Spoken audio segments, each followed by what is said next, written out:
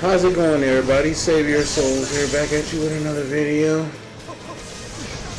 I wanted to try my hand finally at a power scaling video now that the new scaling for the NT cast, well, at least the good guys. The bad guys kind of don't have this particular scaling.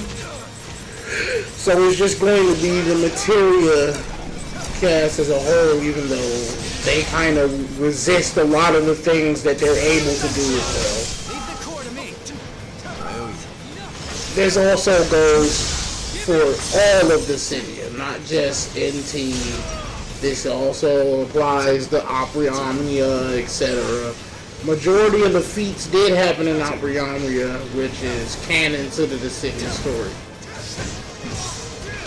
So, let's start with their resistances. They have supernatural willpower manipulation, thanks to the land of respite. Sorry. The characters gain the ability to utilize their very wills, such as bending the laws of the world. An example of this would be how, I'm not too familiar with Kingdom Hearts, but I remember the feat. How the main character, the guy that's in Smash Bros. I'm sorry, forgive me for not knowing his name. The guy that's in Smash Bros. Sora is his name, sorry. He was able to recreate all of existence because of his he just willed it into existence. So the Dissidia characters also have this power, able to will a fallen existence back into existence, etc. You know, just able to bend time and space as a whole with their very will.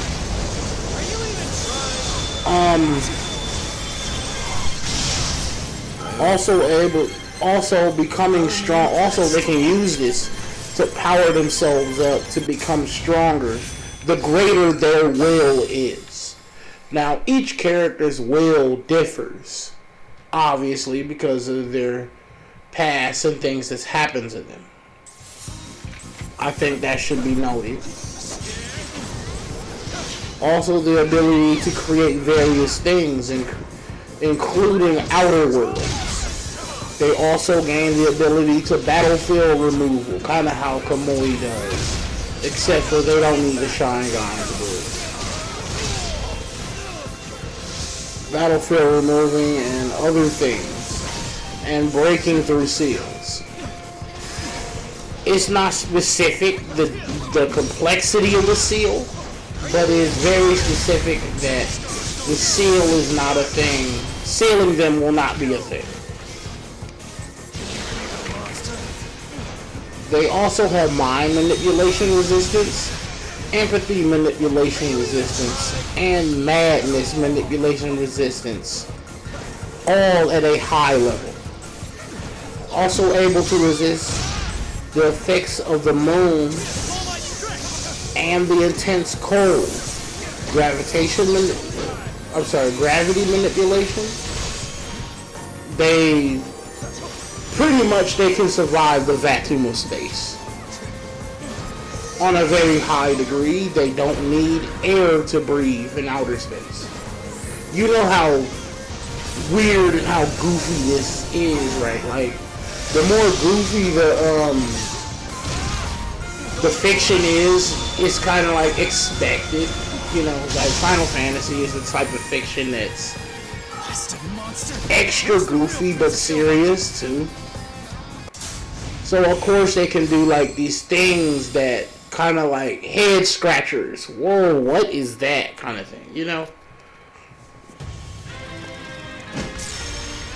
They were unaffected by the gravitational pull of the moon, and this is not the normal moon. This is a specific situation that happened inside of Omnia. The lunar whale, I'll probably have to put scans or something inside of the comment section that says something about the lunar whale. But He probably scales incredibly high, and he wasn't able to resist this moon. But the warriors of materia were able to. That means all of the warriors of materia. Being what we're made of.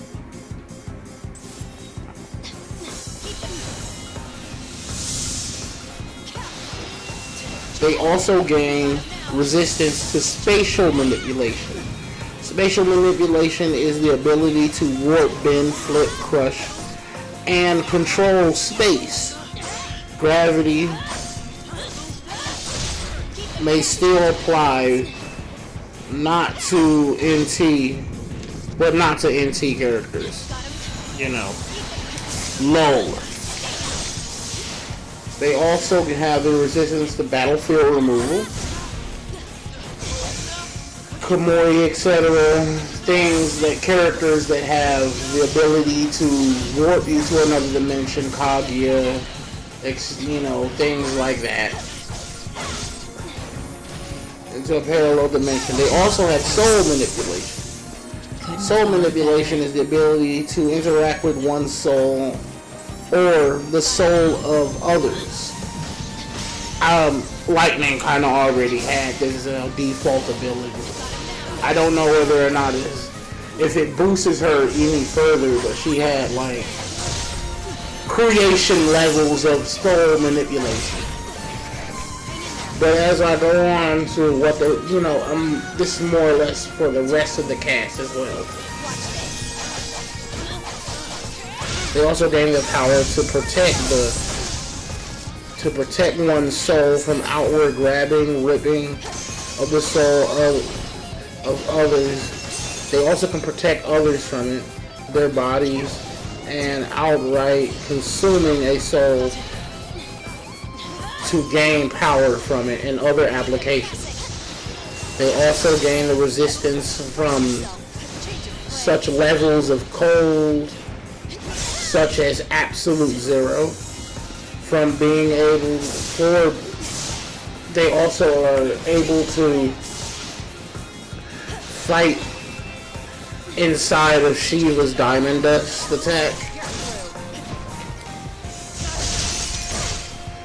And a little bit of Arden now we can go over.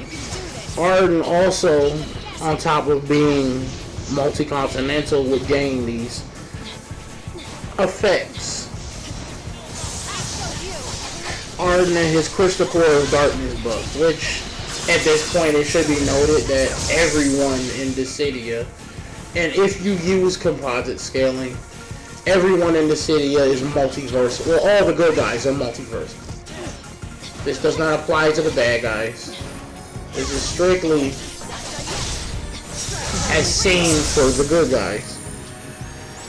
But Arden is a special case because the Crystal Core of Darkness chose him. This has nothing to do with Bahamut, which Bahamut is scaled to be multi-continental at best. I'll drop that scan too. Arden gains unfathomable power, being considered better in strength than the Void. You can look up how powerful the Void and what it's considered to be.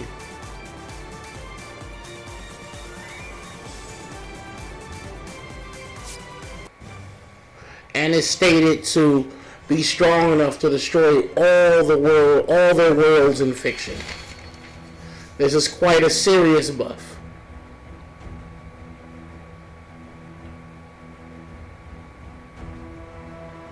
And being more powerful than all of Spiritus's, not Materia's, Spiritus's cast. He also is able to have body puppetry and corruption. Arden was able to control the spirits of Caius Ballad and Ultimisha.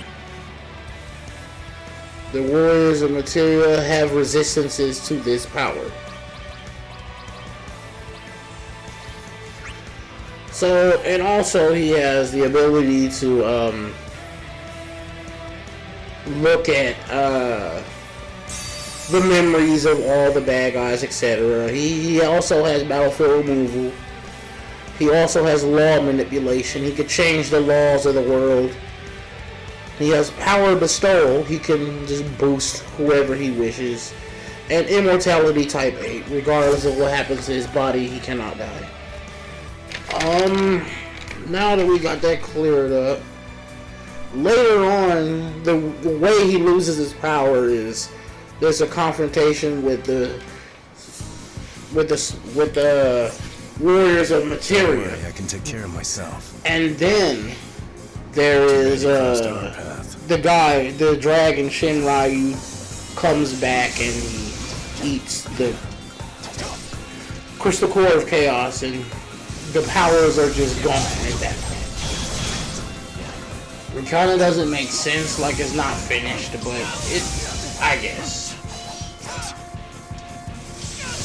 Also, I will be dropping scans, possibly now, at where Arden is, and this scaling is only for people who are scaling composite characters. This scaling is not part of the character's original powers or where they scale to, which in order to be this high in power, right, like Lightning was already a low 2C, which I argue that she's far higher than that, not just because she's my favorite character, because I actually have evidence that she is. You would be immeasurable speed, able to cross infinite distances in less than a moment, you know, etc. I'll give explanations of what those are, how you do it, and sorry, Dragon Ball verse, Goku is not immeasurable speed. Gojo is, not Goku. I don't want to bring none of them into it, but you know, I hope this cleared things up for people who would ever like to get into power scaling, who, you know, a good way is to start researching your series, researching how other series operate. Also get smarter too, like kind of understand what like a no limits fallacy is. Understand what these terms are, because they very much change how you view your character's power, right? Like, this is how I debunk the whole, you know, they try and say that Arden is the strongest because he fought gods that were the strength of multi-continental beings, and they are power scaling is a subculture, and it's always changing. The thing about power scaling is all we're doing is extrapolating what we can research about a character, not just what we see or can make assumptions on a character, what is actually where they are. You know, not just making assumptions, assuming that, oh, well, I believe said character is here because there's a dragon and his name, he has God in his name. There's another thing about Benevilza that people don't realize, like, Benevilza calls himself a god, but trivia and lore says he's more close to Lucifer than any god. He is written to be Lucifer, but it's kind of complicated. Like, he's not supposed to be called God, but he is. But anyway, it's kind of like anyone can be given the lofty title of God, right? Anyone can be given that lofty title. So, right, like, we get Super Saiyan God Goku, right? That doesn't mean he's a god that can create something from nothing. You know what I mean? How do you quantify it? That does not mean that he is legitimately, like, biblical equivalent. Nor are they trying to say that, you know, they also like to use a lot of, like, things from a series that hype up just the series and not really, like, go over things that would be considered an outlier or a no limits fallacy. Let me give you an example of that, right? Shout out to one of my friends, but Acorn, he had an argument where he said Muhammad from 15 was, you know, there are several gods from 15, right? The only reason that they exist in the name of a god is because of what was supposed to happen. I'm sorry. What was supposed to happen in Nova Crystalia, which 15, Type 0, and all of 13 existed as one universe at a point in time. Then the writer for that left Final Fantasy, so now this is why you play Dissidia, and it's a real legal matter where they have an outfit in Dissidia called Outer Worldly Guard. It was supposed to be called Versus 13. But it's not called Versus 13 anymore. It has nothing to do with that. It's its own thing. I must depart. That does not mean the scaling stayed. Because the story's not there anymore. In fact, the story never happened.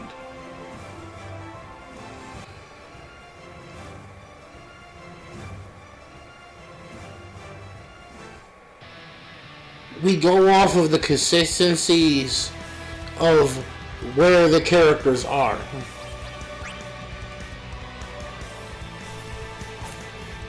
You know, people would like to, you know, this is a very old argument that people use, saying that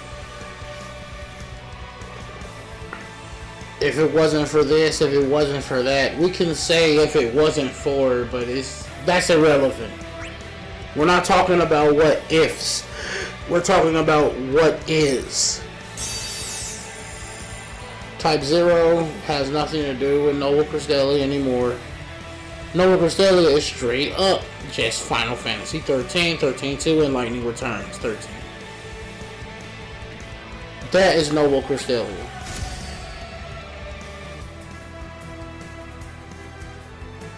The gods used inside of 15, I shit you not, look them up from credible sources. Looks like a job for a treasure hunter. Scale only to You're flying off. multi-continental beings. To give you an idea of what a multi-continental being is, that's some characters from One Piece, if you watch the series. That's most characters from Naruto, the Great Ninja War. And I don't mean the war arc where Madara was a 6 paths. I don't mean on that level. I mean before Madara landed and they were fighting Edo Tensei, where Kakashi and Zabuza showed back up, kind of thing. Haku and Zabuza showed back up. the insane boost that Kakashi got, where he's known for having low chakra, but now he can just withstand long sprints without being winded now. You know, that weird stuff that happened with him. Hard to explain if you know anything about that scale. But that level of a character. Ten-tail, you know, like Ten-tail's Obito level. You know, I'm sorry. Not, you know, Rinnegan Obito. Not Ten-tail's Jinchuriki Obito. No. Oh, God. They're not even that. Gone better. Univilza named me the savior. They're not shown to be more powerful than that. And we don't really go off of lore. We go off of feats and what the character has done.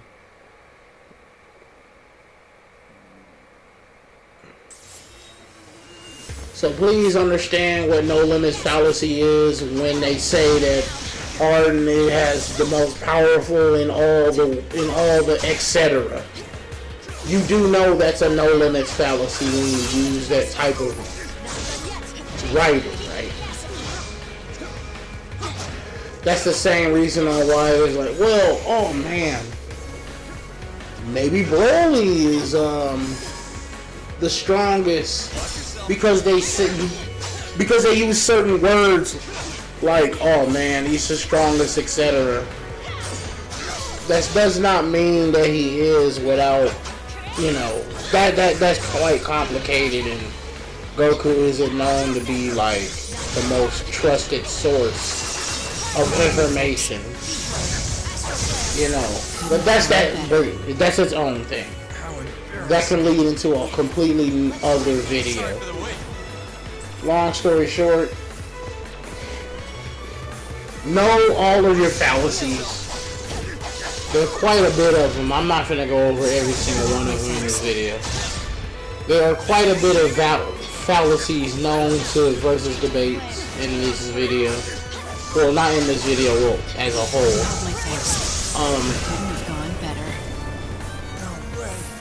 Before you come trying to explain to me in your pseudo-contrarian ways of why this isn't what it is, why this is what it is, and you think that this is why it is, maybe you should learn a little more about the subculture of how we extrapolate strength of a character in a verse of fiction.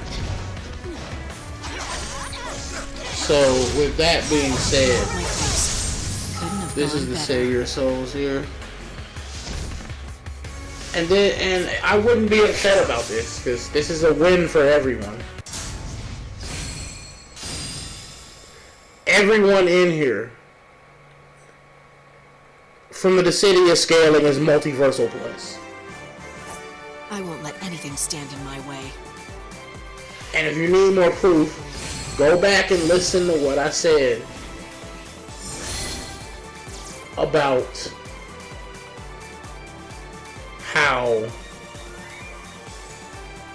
about their resistances and what they resist. I say bring it on, Kratos. I say bring it on, Shonen Jump.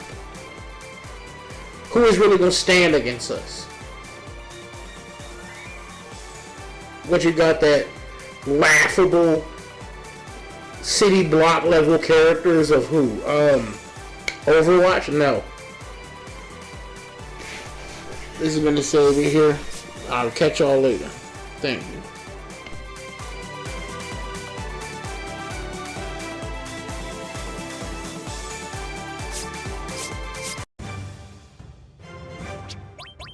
You have my thanks.